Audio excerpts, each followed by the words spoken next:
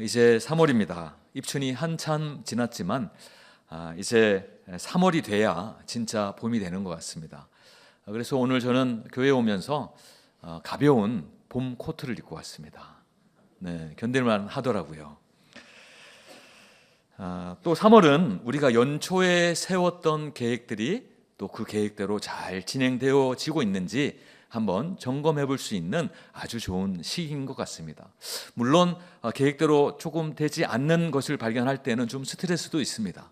그럼에도 불구하고 아직 3월이기 때문에 그리 큰 문제는 아닙니다. 우리 좌우 성도님들을 보면서 한 번 더 격려할 텐데요. 우리 한 2분, 3분 정도 그렇게 격려했으면 좋겠습니다. 아직 3월입니다. 믿음으로 힘을 내세요. 그렇게 인사할까요? 아직 3월입니다. 믿음으로 힘을 내세요.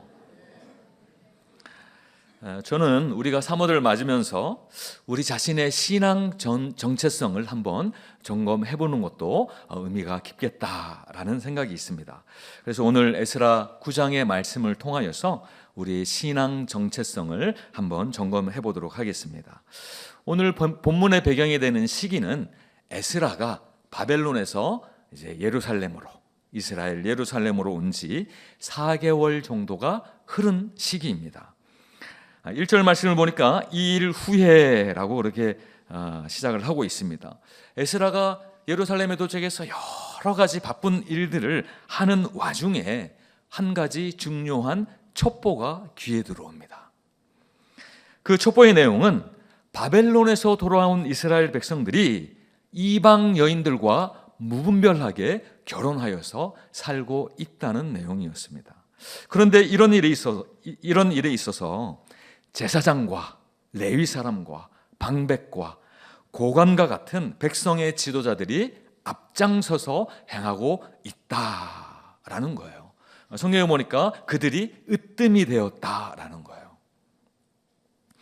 얼핏 봐서는 에스라 당시에 예루살렘과 이스라엘에서 이스라엘 사람들이 어떻게 결혼하고 사는가를 그냥 보고하는 것 같아요. 그런데 이 보고에 대한 에스라의 반응이 심상치 않습니다. 3절 말씀인데요. 같이 한번 읽어보도록 하겠습니다. 내가 이 일을 듣고 속옷과 겉옷을 찢고 머리털과 수염을 뜯으며 기가 막혀 앉으니. 당시 이스라엘 문화에서는요, 아주 극심한 슬픔 또는 고통을 당하였을 때 겉옷을 찢으면서 슬퍼하는 그러한 관습이 있었습니다. 그런데 오늘 이 에스라의 모습을 보니까 겉옷만 찢는 것이 아니라 무슨 옷까지 찢었어요? 속에 받쳐있는 옷까지 찢으면서, 그 정도로 아주 심각한 일이라는 것을 보여주고 있습니다. 여러분, 또 속에서 분노가 나면 여러분들 어떤 행동을 합니까? 속에서 분노가 나면, 목사님, 저는 예수 믿은 이후로 분노를 느껴본 적이 없습니다. 물론 그러시겠지만 예수 믿기 이전의 삶을 한번 생각해 보세요. 분노한 적이 있으시잖아요. 그때 어떻습니까?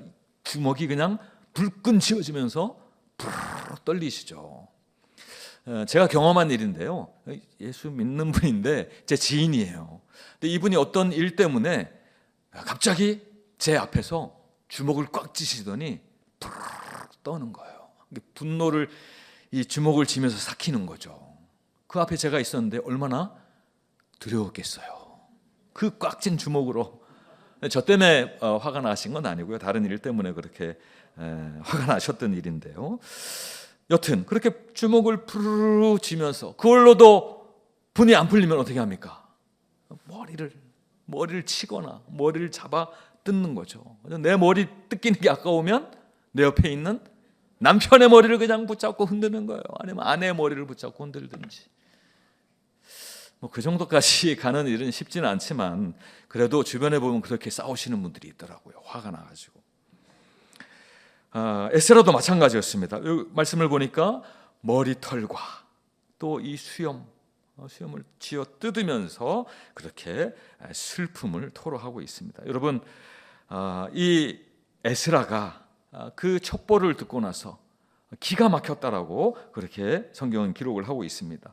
이런 에스라의 모습은요, 사실은 아주 가까운 가족이나 아주 사랑하는 사람이 죽었을 때에 그 앞에서 어찌할꼬 하면서 크게 슬퍼하는 모습이에요. 지금 이스라엘 백성들이 저지르고 있는 일들이 얼마나 심각한지를 이 에스라가 슬퍼하며 온몸으로 표현하고 있는 것이죠. 여러분, 사람은 누구나 정체성을 가지고 삽니다.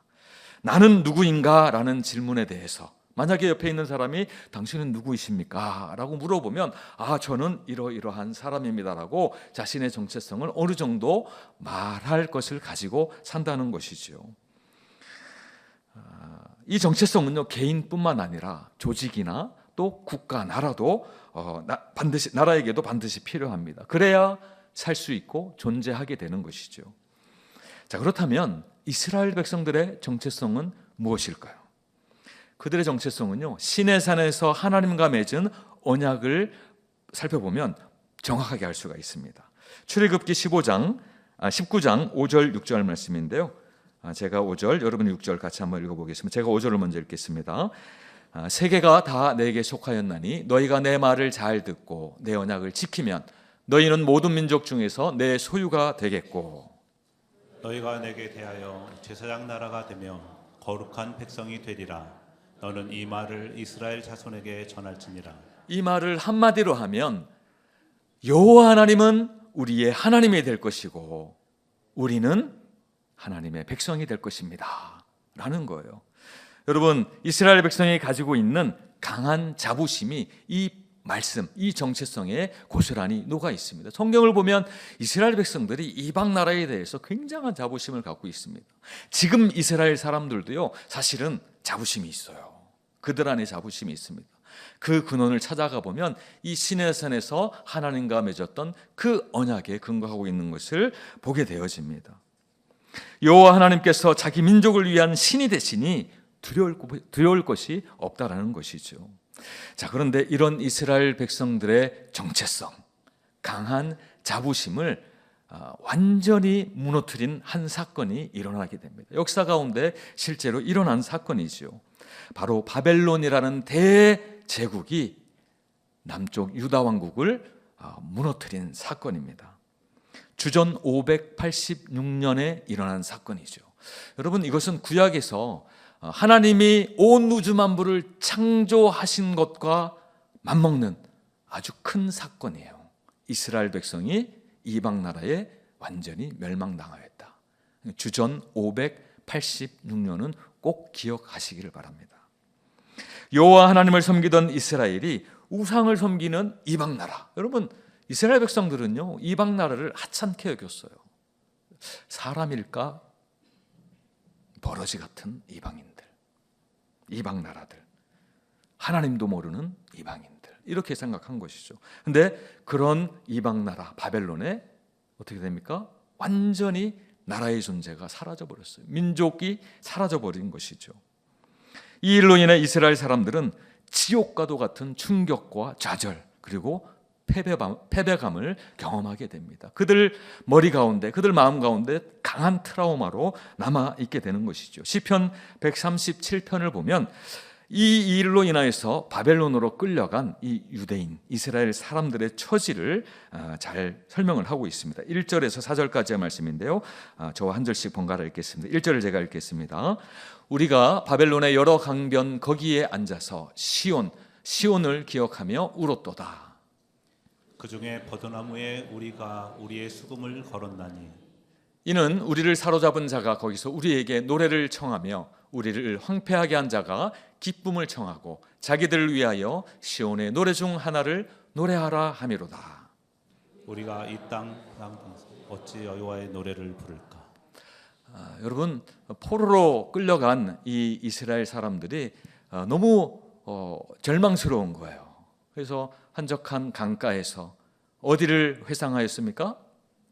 어디를 그리워하였어요? 시온은 넓게 보면 이스라엘, 좁게 보면 성전이 있는 예루살렘을 이야기합니다. 그 하나님의 임자가 있는 그 성 예루살렘, 거기를 회상하면서 슬피 울며 있을 때에 이 바벨론 사람들이 와서 이 유대인들을 희롱하는 거예요. 야, 너희들 나라의 유행가 하나 불러봐봐.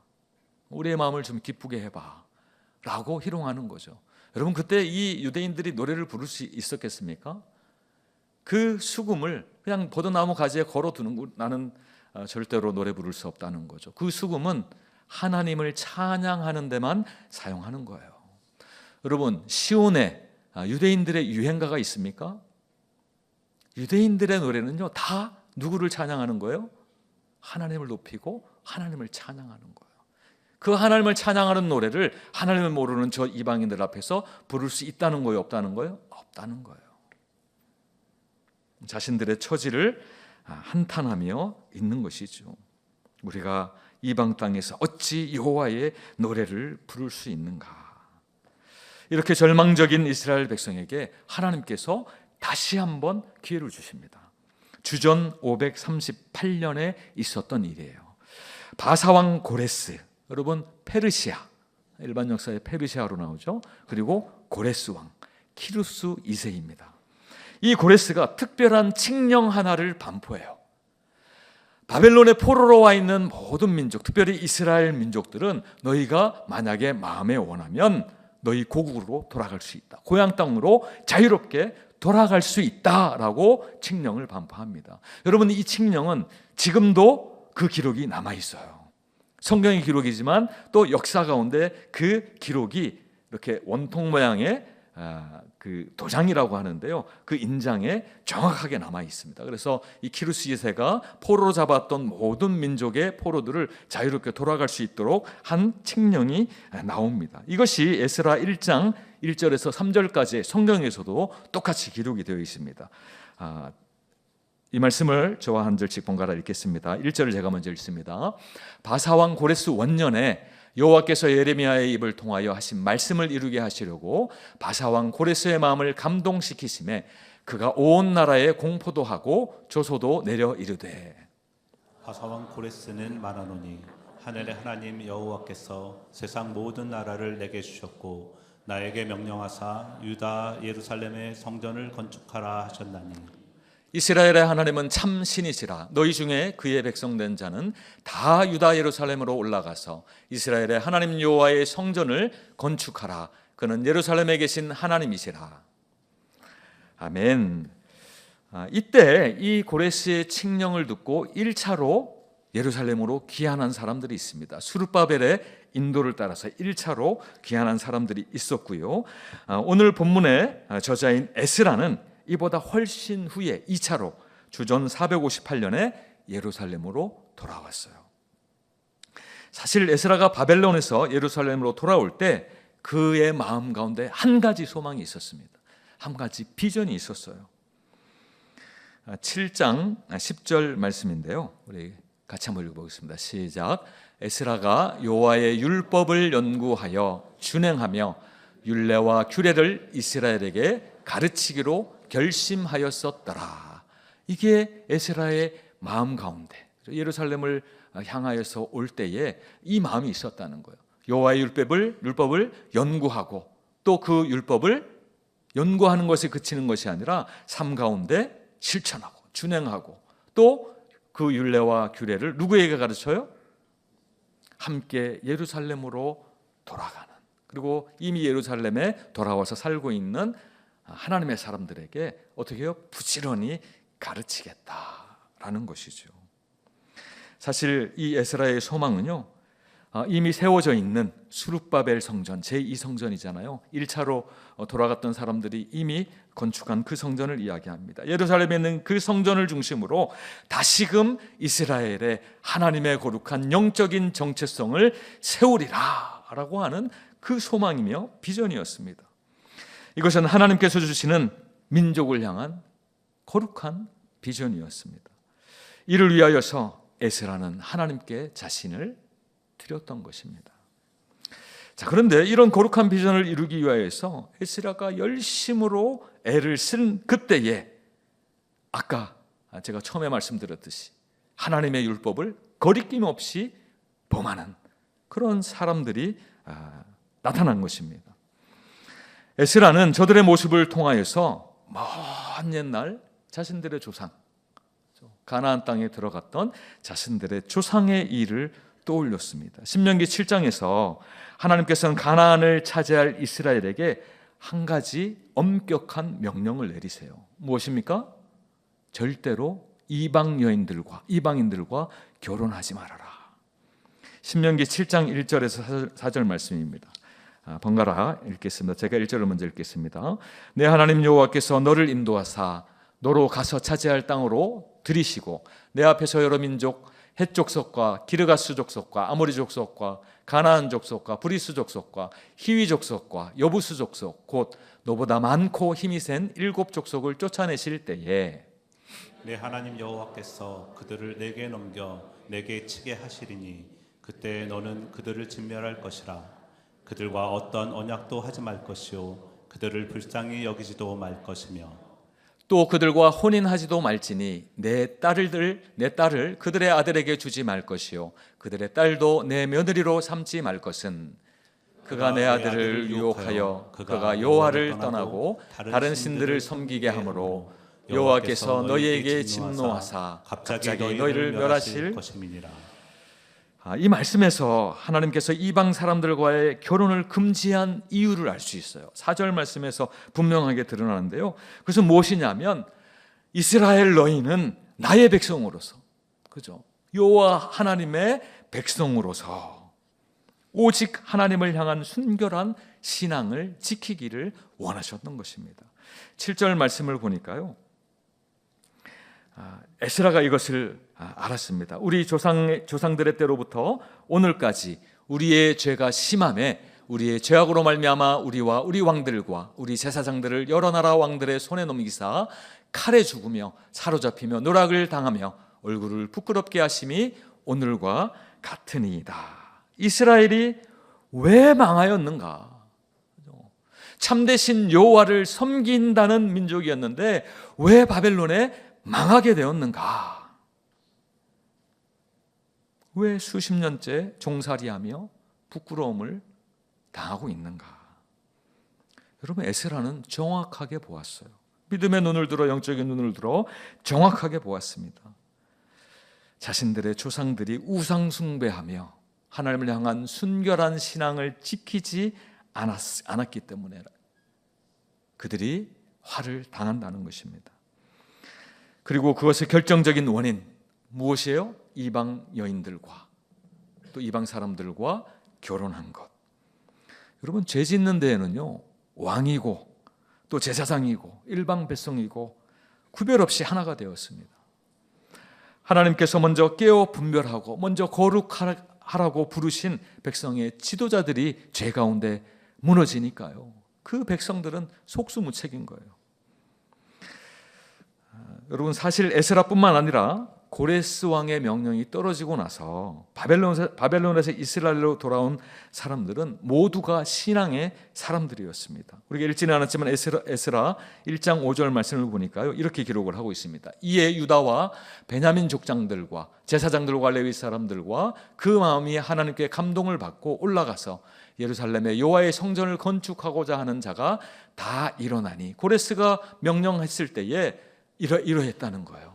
포로로 끌려갔던 유대인들 중에 이러한 사람들이 다시 예루살렘으로 올라와서 성전을 지었다는 것을 말씀하고 있습니다. 믿음의 사람들이었다는 것을 말씀하고 있죠. 여러분, 아무리 노예의 삶이라지만 바벨론은요, 그 당시로 가장 최신의 문명을 가진 나라였습니다. 선진국이죠. 수십 년간 그곳에 살면서 여러분, 태어나니까 바벨론 국민인 거예요. 태어나니까 바벨론 왕이 나의 왕인 거예요. 여러분, 일제시대 때 우리 할머니 할아버지가 그 말씀을 하시더라고요. 나는 태어나니까 천황이 내 왕이더라.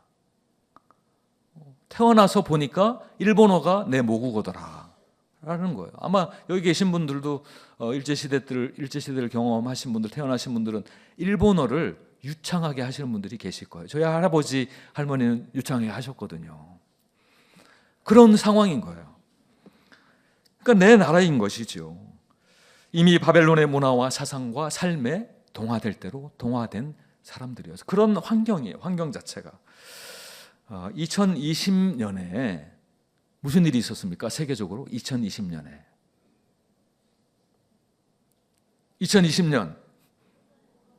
코로나요? 2020년. 죄송해요. 2020년 코로나네요. 제가 긴장해서. 네. 2010년에 세계적으로 무슨 일이 있었나요? 남아공 월드컵.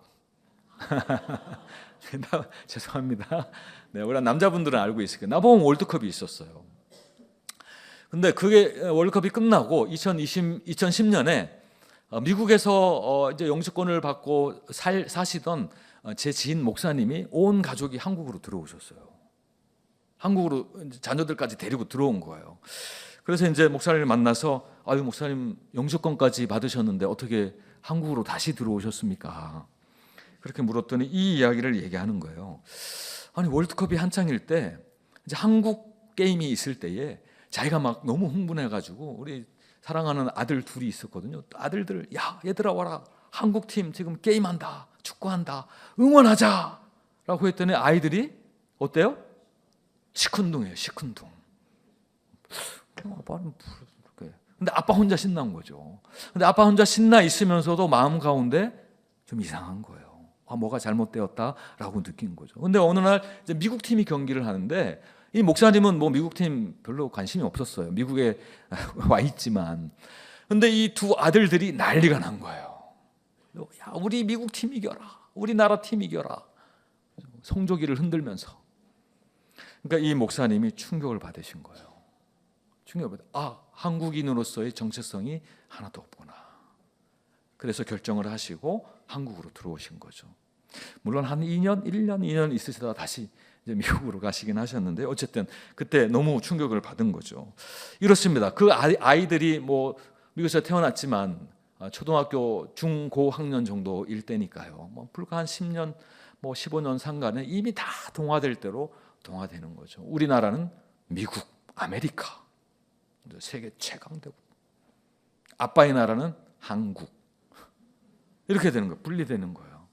그러니 포로로 끌려가서 바벨론에 살았지만 수십 년을 그렇게 산 사람들, 그곳에 태어난 사람들도 에스라 때는 있었거든요. 하나님의 백성으로서 민족 정체성을 세우기 위해 자신의 행복과 기득권마저도 내려놓고 에스라는 어디로 왔습니까? 열악한 예루살렘으로 다시 돌아왔어요. 그리고 같이 돌아온 사람들도 2절 말씀 보니까요, 거룩한 자손이라고 호칭하고 있어요. 거룩한 자손. 그들 안에 신앙이 있었거든요. 신앙의 정체성이 있었거든요. 무너진 성전을 다시 지어서 하나님께 봉헌까지 한 사람들입니다. 그들의 후손들입니다. 여기까지만 보면 적어도 그들은요, 그들의 정체성 명목상 뭐예요? 거룩한 하나님의 백성이에요. 그런데 하나님의 거룩한 공동체로 지어져 가야 하는 그 사람들이 지금 어떻게 하고 있습니까? 거리낌 없이 하나님의 율법을 범하고 있는 것이죠. 이 모습을 보면서 에스라는 무엇을 생각했겠습니까? 자신들의 조상들이 하나님의 백성으로서의 정체성을 잃어버렸을 때 어떤 상황을 경험하였죠? 하나님의 징계를 경험하였어요. 에스라는 하나님의 법을 잘 아는 사람으로, 하나님의 말씀을 잘 아는 사람으로서 그것이 눈에 그려지는 거예요. 이 사람들이 하나님의 법을 저렇게 지키지 아니하면, 계속해서 이방 여인들과 결혼하며 그들의 우상들을 섬겨간다면 다시 무엇이 임하겠구나? 무엇이 임해요? 하나님의 징계. 하나님의 징계. 하나님의 사람으로서 세상을 변화시킬 사명자가 오히려 세상과 짝하여서 거룩한 정체성을 잃어버리면 마치 맛을 잃은 소금처럼 길거리에 버려지는 것이죠. 여러분, 소금의 정체성은 길거리에 버려져 있는 것이 아니죠. 아니에요. 음식에 간을 하고 또 썩지 않게 하는데, 뿌려지고 음식을 포장하는데 사용되어지는 것 아닙니까? 자, 그렇다면 이 자리에 있는 우리 한밀의 성도님들은 어떠하십니까? 지금도 여전히 나는 거룩한 하나님의 사람이야 라는 그 정체성을 계속해서 간직하고 계십니까? 지금도 내 주위 가족과 이웃들에게 그 정체성을 가지고 선한 영향력들을 끼쳐가고 있으십니까? 여러분, 지금 3월이 시작되었잖아요. 1월부터 지금까지 여러분들의 자녀, 그죠? 엄마, 엄마를 보니까 진짜 하나님 살아계신 것 같아. 아빠가 기도하다니 할렐루야야 라고 그렇게 자녀들로부터 그렇게 칭찬을 받은 적이 있으십니까? 그런 이야기를 들으신 적이 있으십니까? 아니면 직장에서 아니 김 대리님 어쩐 일이세요? 식사하기 전에 기도를 다 하다니요. 대단하십니다. 저도 한때는 신앙을 가졌었는데 다시금 도전이 됩니다. 이런 이야기를 지금까지 들어보신 적이 있으십니까? 만약에 없으시다면 제가 이야기 드렸죠. 아직 3월입니다. 점검해 보셔야 돼요. 다시금 내 신앙의 정체성을 점검해 보시고 다시 세워야 될 줄로 믿으시기 바랍니다. 백성들의 죄로 인하여서 하나님의 백성들로서의 정체성의 위기가 왔음을 깨닫는 순간 에스라가 어떻게 했을까요? 에스라가 그 죄 지은 자들을 다 불러서 혼냈을까요? 심판했을까요? 아닙니다. 하나님께 먼저 나아가 겸손히 무릎 꿇었습니다. 그리고 하늘의 하나님 여호와를 향하여 두 손을 들고 기도했다라고 분명하게 기록하고 있습니다. 그리고 여기에는요, 마치 바알에게 무릎 꿇지 않은 7,000명이 엘리야에게 있었듯이 기도하는 에스라에게도 비록 적은 무리지만 함께 나와서 기도하였다라고 4절에 기록을 하고 있습니다. 이들은요, 하나님의 말씀을 뚜렷하게 기억하는 사람이었다라고 말씀해요. 다시 이야기하자면 영적인 하나님의 거룩한 백성으로서의 정체성을 가지고 있었던 사람들, 그 사람들이라고 말씀하고 있습니다. 에스라는 비록 한 사람에 불과하고 하나님의 말씀을 기억하는 사람들로 적은 무리에 불과했지만 그럼에도 불구하고 한 사람 에스라가 백성의 죄가 자기의 죄인 양 그렇게 하나님 앞에 나와 회개하고 기도하였을 때 하나님의 말씀을 기억하며 백성의 죄를 자신의 죄로 여기고 겸손히 기도하는 적은 무리가 있었을 때에 하나님께서는요, 다시금 그들에게 신앙적인 정체성, 민족의 영적인 정체성을 회복시켜주는 길로 하나님이 이끄시는 놀라운 일이 있었던 것을 성경은 말씀하고 있습니다. 마치 거룩한 초소에 박힌 목과 같이 거룩한 공동체로 다시 회복되어지고 다시 세워졌다라고 말씀하고 있습니다. 여러분, 거룩한 초소는 성전을 이야기해요. 하나님의 임재가 있는 곳, 거룩한 성전, 이미 서 있는 제2성전, 눈에 보이지 않아요. 그 견고하게 서 있는 성전이 흔들리지 않도록 붙잡고 있는 못, 그 못이 그냥 작은 못을 이야기하지 않습니다. 그냥 게시물을 박아두는 작은 못을 이야기하지 않아요. 그 성전을 지탱하고 있는 못을 이야기합니다. 여러분, 캠핑 좋아하시는 분들 혹시 계신가요? 저만 보이게 살짝. 네, 남편이 캠핑 장비 막 사느라고 너무 고민이 됩니다. 이런 고민들도 있으실 텐데요. 2부 예배 때는 있으시더라고요. 살짝 이렇게 드셔가지고. 네, 지금은 아주 그렇게 하시는, 주말만 되면 고민하잖아요. 유튜브로 들어도 되지 않을까? 꼭 본당 예배당에 나와서 예배 드려야 될까? 네. 근데 캠핑을 하면, 이제 캠핑을 가면 이제 텐트를 가지고 가잖아요. 가면 텐트를 칠 거 아니에요. 그 텐트를 칠 때 그냥 대충 치나요, 여러분? 아니죠. 견고하게 쳐야 그래도 하룻밤 이틀밤 그래도 안전하게 지내지 않습니까? 이 프레임에 연결된 곳에 끈을 묶어가지고 쭉 잡아당긴 다음에 그 끈을 어디에 연결합니까? 어디에 연결해요? 3부 예배는 캠핑을 좋아하는 사람 한 분도 안 계시는 것 같아요. 네. 그래도 군대는 다녀오셨잖아요. 네. 삼각 텐트 칠 때 땅에다가 그 끈을 아주 견고하게 박을 때 사용하는 못, 그 못을 이야기해요. 그 못을 전문 용어로는 팩이라 그럽니다. 팩. 캠핑 좋아하시는 분들은 이제 팩 챙겼어? 이렇게 물어봐요. 팩 주머니 어디 있니? 네. 영어로 PEG인데요. 팩. 이 아주 두꺼운 못이죠. 이 텐트를 견고하게 지탱하는 못입니다. 그래서 그것을 땅에다 견고하게 박아놓으면 그럼 태풍이 와도 그 텐트가 어떻게 됩니까? 흔들릴지언정 무너지지 않아요. 잘 쳐진 텐트는요. 그 못을 이야기하고 있습니다. 성전을 흔들리지 않도록, 그죠? 내 마음이 하나님의 임재하시는 성전이라면 내 마음이 흔들리지 않도록 견고하게 박아놓은 못, 그 못을 이야기합니다. 그 못과 같은 거룩한 공동체로 세워지는 것이 하나님의 바람입니다. 성도 여러분, 하나님의 백성들이 하나님의 말씀을 떠날 때에 은혜도 떠나게 됩니다. 또 영적인 분별력도 사라지게 되는 것이죠. 그 떠난 자리를 대신 채우는 것이 무엇입니까? 죄만 가득가득 채워지게 되는 것을 우리가 경험적으로 알아요. 성경이 또 그것을 이야기하고 있습니다. 여러분, 그렇게 되면 내 안에 죄가 가득 차게 되면 하나님의 거룩한 백성으로서의 정체성이 온데간데 없이 사라지게 되는 것입니다. 그러나 이와는 반대로 하나님의 말씀을 기억하는 자, 하나님의 법을 기억하는 자에게는 반드시 하나님의 은혜가 임하는 줄로 믿으시기 바랍니다. 영적인 분별력도 찾아와요. 그렇게 되면 하나님의 백성으로서의 정체성이 어느 때보다도 선명하게 되는 줄로 믿으시기 바랍니다. 하나님의 주권적인 역사와 섭리는 바벨론 포로에서 이스라엘의 남은 자들을 돌아오게 하셨습니다. 그리고 도저히 할 수 없을 것만 같은 하나님의 놀라운 일들을 그들을 통하여서 이루셨습니다. 영적으로 보면 우리는 죄와 심판의 바벨론, 그죠? 죽을 수밖에 없는 그 영적인 바벨론에 살던 자들이에요. 그들을 하나님의 은혜로 돌아오게 하시고 다시금 자유케 하신, 영적으로 예수 그리스도의 십자가로 자유케 하신 하나님이십니다. 그리고 하나님은 거룩한 백성으로서의 우리의 영적 정체성을 통하여서 세상을 변화시키고 또 이를 위하여서 우리는 저들처럼 살지 않는 존재로 하나님이 이끌어 주시고 세워주시고 또 우리에게 힘을 주실 줄로 믿으시기 바랍니다.